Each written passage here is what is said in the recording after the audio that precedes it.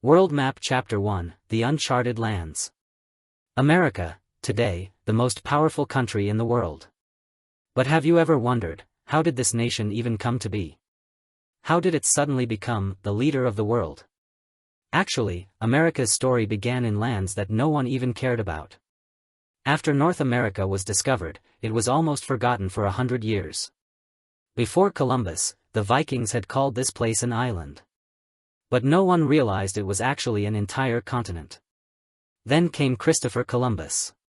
He thought if he sailed west, he would reach Asia. But instead, he found himself in the Caribbean. He was expecting spices but found gold instead. And of course, he called the natives Indians. Because he still thought he was in Asia. Then he went back to Spain. "Your Majesty, I've returned from Asia." "Wonderful, Columbus. Where are the spices?" No spices, but there's gold." "Gold? Then go back and bring more." And that's how the adventure began. Anchor Chapter 2, Dividing the World. At that time, Portugal wasn't sitting idle either. They had already sailed around Africa and reached Asia.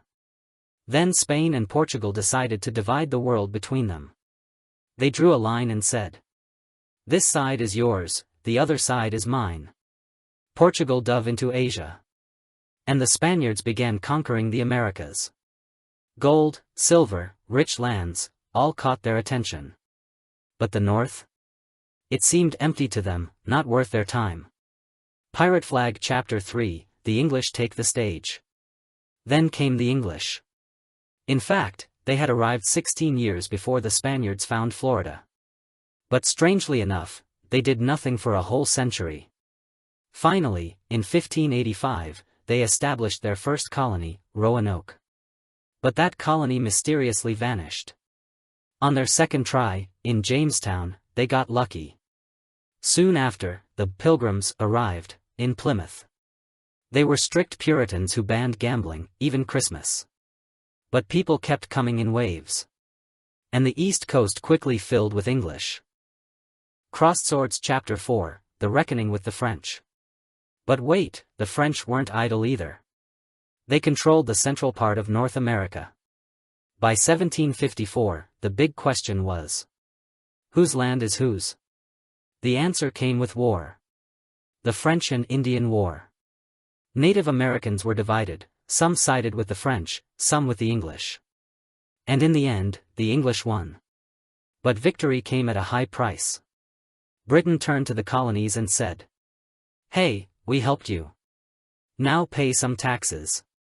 And the colonies replied, "What help? We fought for our own freedom." And that argument turned into a revolution. Eagle Chapter 5, Independence and a New Beginning.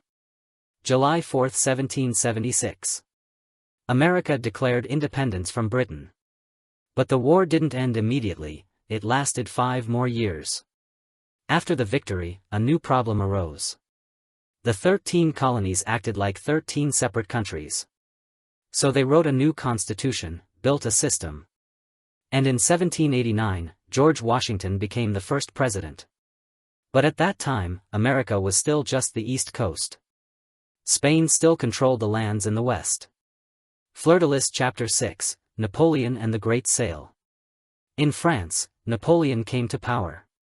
While conquering Europe, he decided to get rid of his American lands. One day, he said, "Let's sell Louisiana." America paid $15 million and doubled its size overnight. New lands, new opportunities. And families, often with 7 children on average, began rushing westward. Cowboy Hat Face Chapter 7, Westward Expansion and New Neighbors. As Americans moved west, they became neighbors with Mexico. Mexico said, "Settle in Texas." But soon the settlers outnumbered the locals and declared independence. Then America said, "Let Texas join us." That sparked the Mexican War. And in the end, America gained its modern western territories. Globe Showing America's Chapter 8, Power at Sea. Then came the purchase of Alaska. Hawaii was annexed. Troubles in Cuba became an excuse to declare war on Spain. And suddenly, the United States became a global power. During Theodore Roosevelt's presidency, the Panama Canal was built. Now the U.S. Navy could move between the Atlantic and the Pacific. A new player had entered the world stage. And its name was the United States of America.